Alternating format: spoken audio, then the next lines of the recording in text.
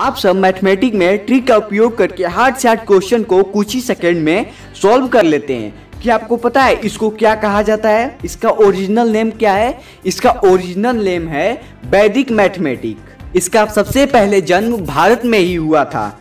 आज आप सभी को वैदिक मैथमेटिक्स के बारे में बताऊंगा जो आप सब नहीं जानते होंगे। आप इस वीडियो को एंड तक जरूर देखिएगा। आप इस वीडियो को देखने के बाद आपके मुंह से एक ही वर्ड निकलेगा, I am proud of India. वैदिक मैथमेटिक्स की अद्भुत दुनिया में आपका स्वागत है। एक साइंस की मॉडर्न मैथमेटिक्स के आगमन के कारण इसके फाउंडर ने दावे को खो गए थे। वैदिक मैथमेटिक्स को इसके फाउंडर की वजह से भारत में प्राचीन ऋषियों द्वारा इस दुनिया में दिए गए एक उपहार के रूप में माना जाता है। हालांकि इसके दावे के अनुसार कोई ऐतिहासिक प्रमाण नहीं है। यह सीमित अर्थमेटिक यानी अंकगणित और पॉलिनोमियल कैलकुलेशन यानी बहुपदी गणना के लिए एक प्रणाली है जो मॉडर्न मैथमेटिक्स के इक्विवेलेंट एल्गोरिदम की तुलना में यह बहुत ज्यादा सिंपल है। वैदिक मैथमेटिक्स गणना की एक सपोजली एशियन सिस्टम को दिया गया नाम है जिसे 1911-1918 के बीच में श्री भारती कृष्ण तीर्थ जी महाराज द्वारा 1884-1860 के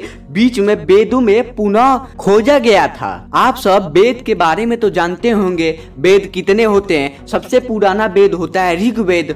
अब चलिए जानते हैं वेद में कितने कितने मंत्र होते हैं। हर एक वेद में सबसे पुराना वेद ऋग्वेद है। क्या आपको पता है इसमें मंत्रों की संख्या कितनी है? इसमें मंत्रों की संख्या है 10,627। दूसरे नंबर पे वेद आता है यजुर्वेद। इसमें कार्य और यज्ञ के लिए 1975 मंत्र हैं। अगला वेद का नाम है सामवेद।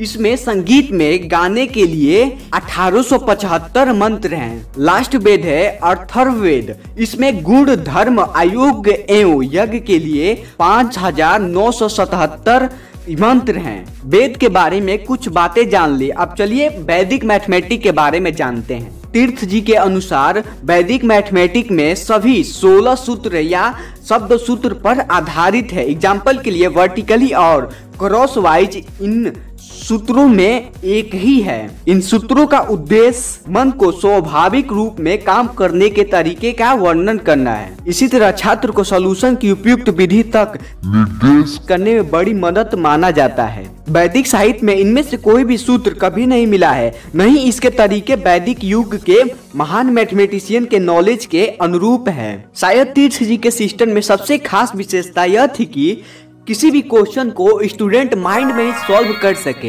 होल सिस्टम एक दूसरे से इंटर रिलेट है और अनफाइंड है। दी जनरल मल्टीप्लिकेशन मेथड 2 संख्या हो, 3 संख्या हो, 4 संख्या हो, उसको वर्टिकली और क्रॉस वाइज मल्टीप्लाई करा के जोड़ेंगे तो उसका आंसर आ गया। यही है वैदिक मैथमेटिक्स। भारत में ही जीरो और वैदिक मैथमेटिक्स का जन्म हुआ था। भारत से इतने बड़े बड़े मैथमेटिशियन निकल के गए, पूरे दुनिया में अपना परचम लहरा दिए, भारत का नाम रोशन कर दिए। जैसे आर्यभट्ट हैं, रामानुजन है, भास्करा हैं, सत्येंद्रनाथ बोस हैं, ब्रह्मगुप्त हैं और भी बहुत सारे मैथमेटिशियन हैं जो भारत से पूरे दुनिया में अपना परचम लहराया। डिफिकल्ट अर्थमेटिक प्रॉब्लम और विशाल रकम को अक्सर तीर्थ जी के विधियों द्वारा फास्ट सॉल्व कर सकते हैं, वो भी कुछ ही सेकंड में। ये स्ट्राइकिंग ब्यूटीफुल मेथड, स्ट्राइकिंग का मतलब होता है हड़ताली। ये दोनों अर्थमेटिक की एक सिस्टम का हिस्सा है जो तीर्थ जी के मॉडर्न सिस्टम की तुलना में अधिक अरेंज होने का दावा करते हैं। वैदिक मैथ को अर्थमेटिक एक दूसरे और यूनिफाइड स्ट्रक्चर को शो करने के लिए कहा जाता है और इसके तरीके कंप्लीमेंट्री यानी पूरक,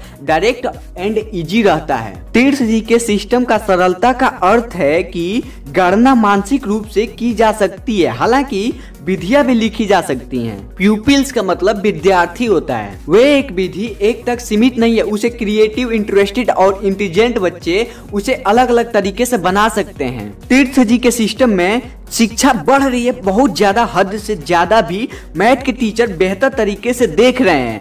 वैदिक सिस्टम को खोजना उसका उत्तर है। कई क्षेत्र में रिसर्च किया जा रहा है जिसमें बच्चे तीर्थ जी के सिस्टम को सीखने में प्रभाव को शामिल किया गया है। अर्थमेटिक और अलजेब्रा में इन सूत्रों के नए शक्ति लेकिन आसान अनुप्रयोग विकसित करना है। तीर्थ जी के सिस्टम की वास्तविक सुंदरता और प्रभावशीलता को सिस्टम का अभ्यास किए बिना पूरी तरह से सराहा नहीं जा सकता। एक व्यक्ति यह देख सकता है कि उसे उत्साहित लोग क्यों दावा करते हैं कि यह ज्ञात सबसे प्राकृतिक और इफिशिएंट कैलकुलेटिंग सिस्टम है।